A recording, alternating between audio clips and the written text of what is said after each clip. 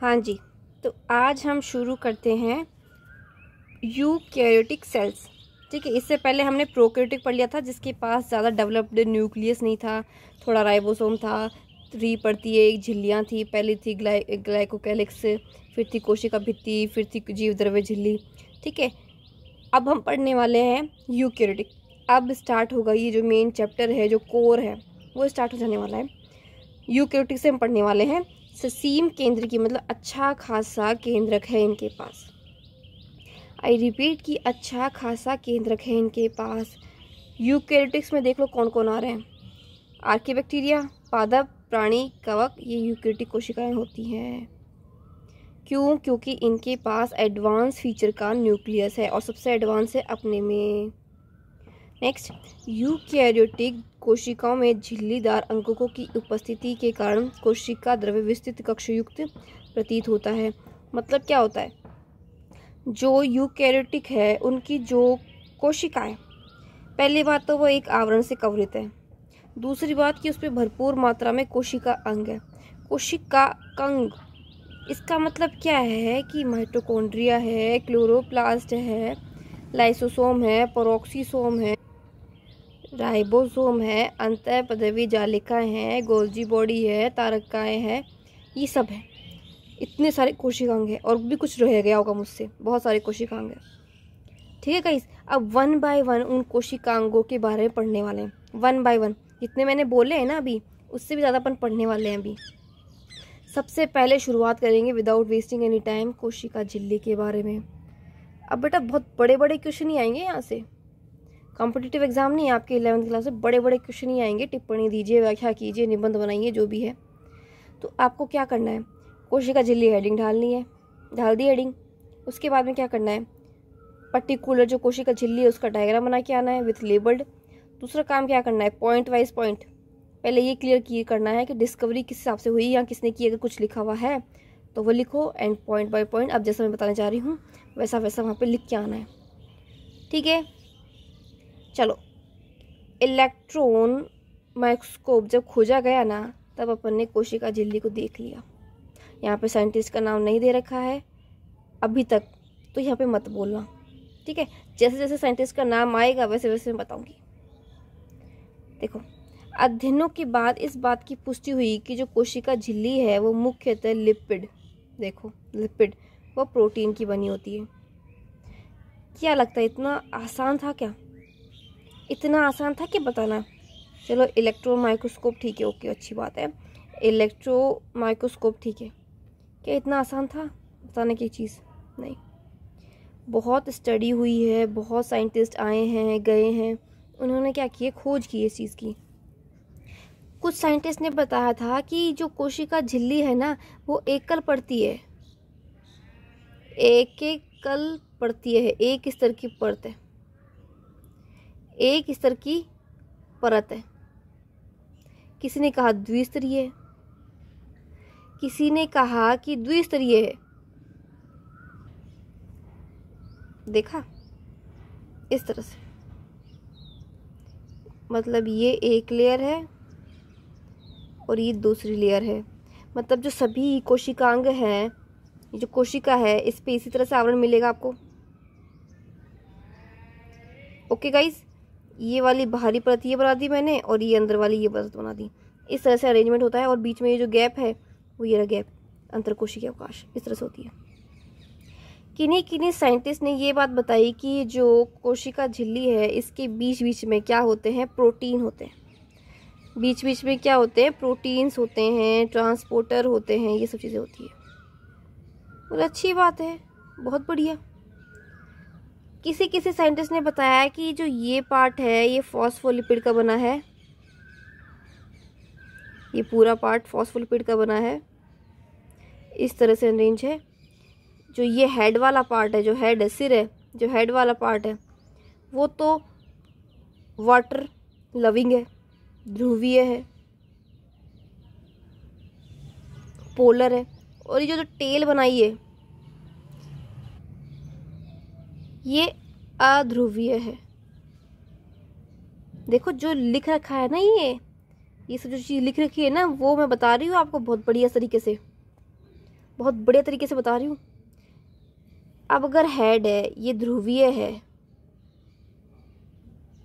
मतलब कि ये वाटर लविंग है, हाइड्रोफिलिक है।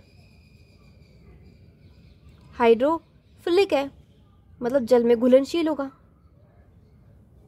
ये सिरा बाहर की ओर होता है, देखो ये सिरा देख रहे हो बाहर की ओर है, ये सिरा इसमें बाहर की ओर है, ये यहाँ पे बाहर की ओर, ये देखो ये। और अंदर की ओर इस तरह से टेल होती है। ये क्या है? टेल है। ये अध्रुवीय है। ये हाइड्रोफोबिक है, जल से डरती है इसलिए अंदर इकट्ठी रहती है। Clear guys? यहाँ तक क्लियर है मेरी बात? ये ध्रुवीय है मतलब कि ये जो पोलर है वो किसी से भी बाइंड कर सकती है, कोई आयन हो, कोई वाटर हो, कोई भी मॉलिक्यूल बाइंड कर लेगी इजीली। पर ये कमबख्त, ये जो हाइड्रोफिलिक, ये जो टेल पार्ट है, ये वाली पार्ट और ये वाला पार्ट, टेल वाला पार्ट, ये किसी से बाइंड नहीं करती। ये एकदम बहुत ही नहीं नहीं नहीं मैं इससे बाइंड नहीं करूँ। ये सिर्फ लव शो करती है लिपिड के लिए बस। भाई ये फास्फोलिपिड है, ये फास्फोलिपिड की ही बनी है, तो अगर ये लिपिड से ही पसंद नहीं करेगी तो किसे पसंद करेगी? और जो हेड पार्ट है लिपिड के लिए, तो ये बेचारा है ही टेल। और ये क्या कर रहा है? बाहर से कुछ भी अंदर आना चाह रहा है तो इससे बातचीत करेगा, और अंदर से कोई भी बाहर आना चाह रहा है तो वो इससे बातचीत कर लेगा कि भाई मुझे बाहर जाना है, तो ये ठीक है, हाँ कि जा बाहर। और ये बोले मुझे अंदर जाना है, और ठीक है जा अंदर। ठीक है। उसके बाद में कुछ साइंटिस्टों ने तो इसकी पूरी की पूरी विड्थ ही बता दी कि कितनी चौड़ी है, कितनी मोटी है। इसमें दे रखा है क्या? नहीं दे रखा, चलो कोई बात नहीं। कि भाई यहाँ पे आपकी फास्फोलिपिड की बाइलेयर है। अभी तो एक परती बनाई है। बोल रहा है कि यहाँ पे प्रोटीन है, यहाँ पे प्रोटीन है। तो साइंटिस्ट ने यहाँ से लेके यहाँ तक की इस परत की पूरी मोटाई ही बता दी। यहाँ से लेके यहाँ तक की पूरी परत की मोटाई ही बता दी भाई कितने एंगस्ट्रॉन है। समझ गए बात बेटा? समझ गए बात? मेरे को लगता है बहुत बढ़िया समझ गए। इस चीज़ से तो ज़्यादा ही समझा दिया मैंने आपको। ये प्रोटीन है बेटा, प्रोटीन। और ये क्या है? ये फास्फोलिपिड की बाइलेयर है, फास्फोलिपिड बाइलेयर। देखो कुछ साइंटिस्ट ने देखो आरबीसी पे किया था, तब जाके पता चला था। अब सोच रहे हो कि आरबीसी क्यों पकड़ी और कुछ पकड़ लेते। अरे बेटा जो इजीली एक्सट्रैक्टेबल थी वो ले ली। आरबीसी का क्या है? एक पिंच मारो, निडल का पिंच मारो हथेली पे, हाथ की उंगली पे, कहीं पे ब्लड आ जाएगा, उस सैंपल को ले लो और रिसर्च कर लो। सबसे शॉर्टकट है ना। कहाँ अगर लीवर की सेल निकालने जाओगे तो भाई लीवर को निकालो है, उसकी सेल को ब्रेक डाउन करो, फिर अरे भाई फटाफट यार ब्लड का लो ना, काम ख़त्म करो जल्दी से सैंपल। तो सबसे इजी लगा, सबसे इजी गोइंग लगा कि स्टडी करने के लिए, किसकी? कोशिका झिल्ली की स्टडी करने के लिए सबसे इजी लगा था आरबीसी। कि वैसे भी देखो 120 दिन बाद मर जाएगी, ठीक है ले लो, वापस बन ही जाएगी। ब्लड क्या है, आरबीसी क्या है? ये तो बनती है बिगड़ती है, बनती है बिगड़ती है, तो ये क्या है? बनती जाएगी, तो ले लो इसको। और सबसे सिंपल तरीका भी यही लगा, सबसे सिंपल तरीका भी यही लगा कि भाई आरबीसी को निकालना easy, more than easy compare to अगर आप लीवर के निकाल रहे हो, स्टमक के निकाल रहे हो, पेनक्रियास के निकाल रहे हो। इससे अच्छा तो ब्लड के निकालो ना। एक सुई तो चुबोनी है, एक पैनी चीज़ तो चुबोनी है। तो इन्होंने बताया कि देखो जो आरबीसी की जो कोशिका झिल्ली थी ना, उसे हमने निकाला बाहर। बोला अच्छा ठीक है। उस पर हमने देखा कि प्रोटीन पाया जा रहा है और कार्बोहाइड्रेट पाया जा रहा है। बोला हमने भी तो यही बोला कि फास्फोलिपिड है और प्रोटीन है। बोला हाँ हाँ रुको तो सही यार, मैंने तो बताया है। बोला नहीं नहीं, सिंगर निकोलसन ने बता दिया था। बोला आगे सुनो रे यार, विभिन्न कोशिकाओं में प्रोटीन व लिपिड का अनुपात भिन्न है। बोले ये बात बताई क्या उसने? बोला नहीं नहीं ये बात नहीं बताई, उन्होंने तो ये बताया कि फास्फोलिपिड की बनी है और प्रोटीन की बनी है। बोला इनके अनुपात भी अलग होते हैं। फॉस्फोलिपिड, लिपिड और प्रोटीन का अनुपात अलग अलग होता है। ये ऐसे करके प्रोटीन लिखना चाह रही हूँ, ठीक है। बोला कैसे? बोला किसी किसी कोशिका के पास लिपिड ज़्यादा होता है, किसी किसी के पास प्रोटीन ज़्यादा होता है। किसी किसी के पास लिपिड कम है ना तो प्रोटीन ज़्यादा है, और प्रोटीन कम है तो लिपिड ज़्यादा है। बोला अच्छा। बोला लगभग लगभग बताओ एवरेज कि सबसे ज़्यादा क्या मिलेगा झिल्ली में? बोला हाँ बताओ। बोला 52% तो प्रोटीन है। किसकी बता रहे हो वैसे आप? आरबीसी की बता रहा हूँ भाई। 52% तो प्रोटीन है और 40% लिपिड है। बोला मतलब प्रोटीन ज़्यादा है और RBC में? बोला हाँ प्रोटीन ज़्यादा है। बोला ऐसा? बोला हाँ। बोला प्रोटीन कहाँ मिल रहा है? ये बोल रहा परिधि पे मिल रहा है। बोला हाँ पता चल गया था, हमने माइक्रोस्कोप से देखा था, सिंगर भाई साहब ने हमें निकाल के दिया था कि देखो देखो माइक्रोस्कोप से हमने देखा था, देखो ये ऊपर ही अरेंज है ऐसे परिधि पेरीफेरी पे। हाँ देखा था हमने देखा था। तो इन्होंने सिंगर और निकोलसन है ना, इसने फ्लूइड मोज़ेक मॉडल दिया था, उसमें इसका विस्तृत बताया जो मैंने यहाँ पे डिस्कस कर दिया आपको। ये मॉडल का नाम याद कर लो, द्विसतह वाला। देखो मैंने एक एक चीज़ क्लियर कर दी इसकी, मुझे लगता है यहाँ पे कोई कमी नहीं होनी चाहिए। आज जो प्लाज्मा मेम्ब्रेन देख लेते हैं, आज जो मेरे बच्चों प्लाज्मा मेम्ब्रेन देख लेते हैं। अरे वाह भाई वाह, वाह जी वाह, कितनी सुंदर है भाई, बहुत ही सुंदर है, बहुत ही सुंदर है। इधर देखो, अब इधर देख लो चुपचाप। ये क्या है? ये देखो ये क्या है? ये गोले गोले से ये क्या है?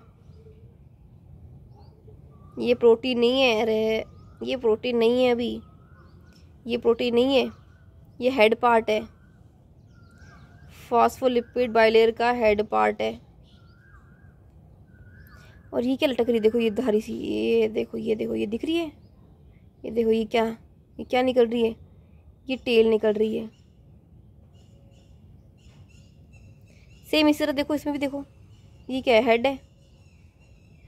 और ये इसकी भी क्या है? देखो ये देखो ये देखो ये देखो क्या है? ये टेल है, ये टेल है। Clear guys, guys clear. यहाँ पे भी टेल अंदर की ओर, यहाँ पे भी टेल अंदर की ओर, बाहर की ओर हेड पार्ट है। और मैंने क्या कहा था, पेरीफ्री पे क्या प्रोटीन मिलेंगे।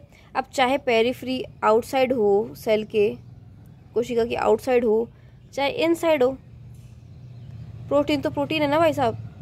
बाहर भी प्रोटीन, अंदर भी प्रोटीन, बाहर भी प्रोटीन, अंदर भी।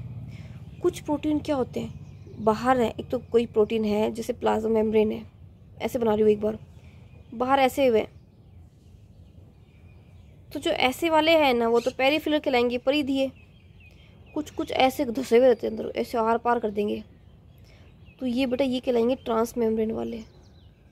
आपकी एनसीईआरटी में नहीं है, मैं बता रही हूँ। और कुछ कुछ होंगे सिर्फ अंदर ही होंगे, ठीक है गाइस। इसे बोलेंगे इंटीग्रल।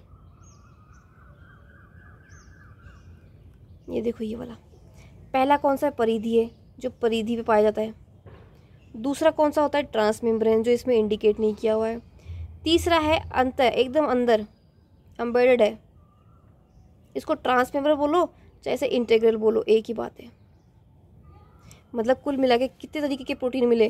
पहला मेरा पेरीफेरल, जो परिधि पे मिलेगा, बाहर या फिर अंदर, बाहर या फिर अंदर। और एक तरह का मिला एक और इंटीग्रल, जो एकदम पूरा भेदता हुआ जाएगा, पूरा एकदम धसा हुआ होगा अंदर के अंदर। क्या बात थी? क्लियर हो गई गाइस? यहाँ पे ये बात क्लियर हो गई। ये हटा देती हूँ, ये लो हटा दिया मैंने, ये लो थोड़ा क्लीन कर दिया। अगर किसी को प्रॉब्लम है तो मैं फिर से समझा दूँ कि ये प्लाज्मा मेम्ब्रेन है, इस तरह से बनी हुई है ये, ठीक है। ये आउटसाइड एरिया है। मैं देखो इस तरह से नहीं बना रही, इस तरह से नहीं बना रही हूँ बेटा, इस तरह से नहीं बना रही हूँ पूरे को, समझ जाओ आप। ये इस तरह से नहीं बना रही हूँ, ठीक है, नहीं बना रही हूँ भी इस तरह से। ये आउटसाइड एरिया है और ये इनसाइड है सेल के। कुछ प्रोटीन होते हैं ऐसे मिलेंगे आउटसाइड में, देखो इधर ऐसे। ये जो बाउंड्री पे है ना, बाउंड्री पे, इन्हें बोलेंगे पेरीफेरल। इसे भी बोलेंगे पेरीफेरल, इसे भी बोलेंगे पेरीफेरल, इसे भी बोलेंगे पेरीफेरल। लेकिन ये मैं बना दूं इस तरह से, तो इसे बोलेंगे बेटा इंटीग्रल। सबसे ज़्यादा मजबूती से कौन बना हुआ है? ये देखो ये धसा हुआ है, इन दोनों के बीच में फंसा हुआ है। ये तो बाहर है, थोड़ा सा कुछ नमक वमक डालोगे बाहर निकल आएंगे ये प्रोटीन तो फटाक से। ये इजी नहीं है, इसको बाहर निकालना इजी नहीं क्योंकि धसा हुआ ही अंदर तक। ये इंटीग्रल प्रोटीन है बेटा और ये पेरिफेरल प्रोटीन है बेटा। और ये जो हेड बनाए हैं वो फॉस्फोलिपिड के हेड हैं और ये टेल भी इसकी है। भाई हेड बने पोलर चीज़ से तभी तो ये किसी से बाइंड हो जाते हैं, और ये बने नॉन पोलर। मैंने याद है एक बर्तन दिखाया था, मैंने एक बर्तन में बताया था कि भाई पानी भर दो और एक बूंद डाल दो तेल की, फिर इसको मिक्स कर दो। फिर जैसे ही मिक्स करोगे ना तो तेल की बूंद एकदम फैल जाएगी, तेल की बूंदें फैल जाएगी। फिर बाद में क्या किया मैंने, इसको रखा कि सेटल डाउन होने दो। तो अब धीरे धीरे देखोगे कि तेल की बूंदें ना परस्पर पास में आना चाहेगी, परस्पर पास में आ जाएगी। उसके बाद देखोगे कि फिर से ये अपनी पुनः स्थिति में आ जाएगी। क्यों? क्योंकि एक ड्रॉपलेट इधर गई एक इधर गई, तो ये जल से तो रिएक्ट करेगी नहीं, ये इससे तो रिएक्ट करेगी नहीं, एक दूसरे से ही करेगी क्योंकि ये भी नॉन पोलर है और ये भी नॉन पोलर है। Clear guys? तो नॉन पोलर हमेशा नॉन पोलर से करेगा। ये जो टेल है हमेशा लिपिड से ही इंटरेक्ट करेगी और ये किसी से भी कर लेगा। नेक्स्ट देखो, अरे बहुत जल्दी ख़त्म कर दिया, ये तो एक लाइन में ख़त्म कर दिया। भाई निष्क्रिय परिवहन क्या होते हैं और सक्रिय परिवहन क्या होते हैं ये मैं ऑलरेडी समझा चुकी हूँ प्रीवियस, बट देखो यहाँ इस चैप्टर में आया है तो यहाँ पे भी समझाना बनता है। सबसे पहले आप निष्क्रिय परिवहन समझो। निष्क्रिय परिवहन, निष्क्रिय का मतलब होता है जिसमें ऊर्जा नहीं चाहिए, एटीपी नहीं चाहिए। पहली बात तो ये समझो कि जिसमें एटीपी नहीं चाहिए आपको, जिसमें ऊर्जा की आवश्यकता ही नहीं है, एकदम फ्री फोकट काम होता है। मैंने इसका एग्जांपल भी दिया था, याद है? एक परफ्यूम की बोतल थी, उसमें परफ्यूम था और ये एनवायरनमेंट था। अभी सबसे ज़्यादा कंसंट्रेशन कहाँ है परफ्यूम की? इसके अंदर है, सबसे ज़्यादा इत्र इसमें है। बाद में क्या होगा, अगर ये मान लो ब्रेक हो जाए या फिर मैं इसकी कैप हटा दूँ, अगर मान लो मैं इसकी कैप हटा दूँ, रिमूव, तब क्या होगा, इत्र के पार्टिकल कहाँ जाएंगे? अपने आप बाहर जाएंगे। मैंने एक विसरण विधि समझाई थी, डिफ्यूजन समझाया था, मतलब बिना एनर्जी के मॉलिक्यूल अपनी उच्च सांद्रता से, यहाँ से उच्च सांद्रता से निम्न सांद्रता की ओर गमन कर गया। निष्क्रिय में भी ये इस कॉन्सेप्ट है। ये प्लाज्मा मेम्ब्रेन है, ये प्लाज्मा मेम्ब्रेन है। ऑलराइट गाइस, बाहर से कोई मॉलिक्यूल्स हैं, छोटे छोटे गैसियस मॉलिक्यूल्स हैं, मान लो कि ऑक्सीजन है, बाहर ज़्यादा है क्योंकि भाई फेफड़ों से ले लिया अपन है तो बाहर ज़्यादा है। अब वो कोशिका के अंदर आना चाहती है। अगर ऑक्सीजन कोशिका के अंदर आना चाहती है तो क्या होगी, नॉर्मली ये पास हो जाएगी इस तरह से, कोशिका के बाहर से, प्लाज्मा मेम्ब्रेन के बाहर से, आउटसाइड से इनसाइड, आराम से बिना एनर्जी के ये आ गई अंदर। बाहर क्यों है, ज़्यादा कंसंट्रेशन है और अंदर क्या है, कम है, तो बाहर से अंदर आ गई। एटीपी चाहिए था इसको, एटीपी नहीं चाहिए इसको, कोई एनर्जी नहीं चाहिए थी, अपने आप ही आ गई। तो इस प्रकार का होता है निष्क्रिय, जिसमें ऊर्जा की आवश्यकता नहीं होती है और अणु बिना ऊर्जा की आवश्यकता एक स्थान से दूसरे स्थान, मतलब अपनी उच्च सांद्रता से निम्न सांद्रता की ओर गमन करेंगे। उच्च सांद्रता से निम्न सांद्रता की और गमन बिना ऊर्जा के, नो एटीपी। अब दूसरा परिवहन आता है सक्रिय परिवहन। सक्रिय परिवहन, सक्रिय परिवहन का मतलब क्या है? सक्रिय का मतलब क्या है? एटीपी रिक्वायर्ड, एटीपी चाहिए परिवहन के लिए, बिना एटीपी के काम ही नहीं करेंगे। यहाँ पे कोशिका झिल्ली है,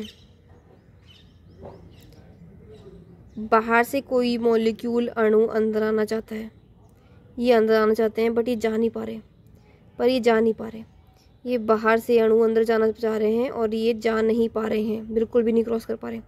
तो इसके लिए क्या है कि किसी प्रकार के चैनल्स बनाए जाएंगे।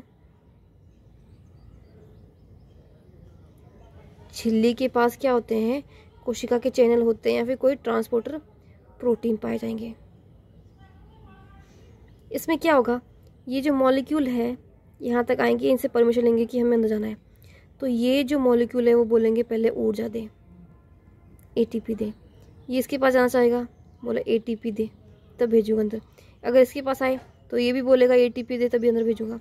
मतलब ऐसा ट्रांसपोर्टेशन, मॉलिक्यूल का ऐसा परिवहन जो ऊर्जा की उपस्थिति में होता है।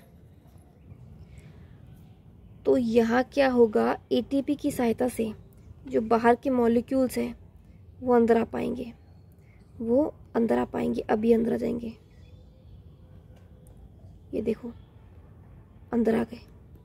अब ये ट्रांसपोर्टर भी हो सकते हैं, ये ट्रांसपोर्टर भी हो सकते हैं, ये पंप भी हो सकते हैं, ये चैनल भी हो सकते हैं, और ये कैरियर भी हो सकते हैं। ये सभी के सभी क्या है, एक तरह के प्रोटीन है। ये सभी एक तरीके के प्रोटीन है। ये वाहक के रूप में काम करते हैं, ये वाहक के रूप में काम करते हैं। जैसे ये कोशिका झिल्ली के ऊपर प्रेजेंट है, यहाँ पे कोशिका झिल्ली के ऊपर प्रेजेंट है। ये यहाँ पे भाई बाहर से प्रोटीन आना चाहा, इसके पास आ गया कि मुझे अंदर जाना है, ये ले आएगा भाई साहब अंदर, खुद बाहर ही रहेगा, खुद बाहर ही रहेगा, लेकिन प्रोटीन को अंदर छोड़ देगा। लेकिन एटीपी मतलब ऊर्जा लेगा, ऊर्जा लेगा। तो यहाँ पे ये क्लियर हो जाते हैं निष्क्रिय परिवहन और सक्रिय परिवहन। उदाहरण भी देख रखा है, सोडियम एंड पोटेशियम पंप। देखो मैंने बताया था ना, ये पंप भी हो सकते हैं, चैनल भी हो सकते हैं, कैरियर भी हो सकते हैं, ट्रांसपोर्टर भी हो सकते हैं। और ये सब के सब बने होते हैं प्रोटीन से ही। तभी तो बताया था ना, कोशिका झिल्ली में सबसे ज़्यादा लिपिड नहीं होता, सबसे ज़्यादा प्रोटीन होता है। अब समझ में आ गया वजह, कितना काम करना पड़ता है इनको। तो यहाँ पे ये पहला सेल ऑर्गेनल कंप्लीट होता है जिसका नाम था कोशिका झिल्ली। नेक्स्ट लेक्चर में हम करेंगे कोशिका भित्ति। कोशिका झिल्ली ये पादप में भी है, ये जंतु में भी है, और ये प्रोकैरियोटिक्स में भी थी, बस इतनी डेवलप नहीं थी। जो कोशिका भित्ति आएगी ना, वो प्रोकैरियोटिक्स में भी रहेगी और पादप में भी रहेगी, जंतुओं में नहीं रहेगी। जो कोशिका भित्ति आएगी वो पादप में रहेगी और प्रोकैरियोटिक में रहेगी।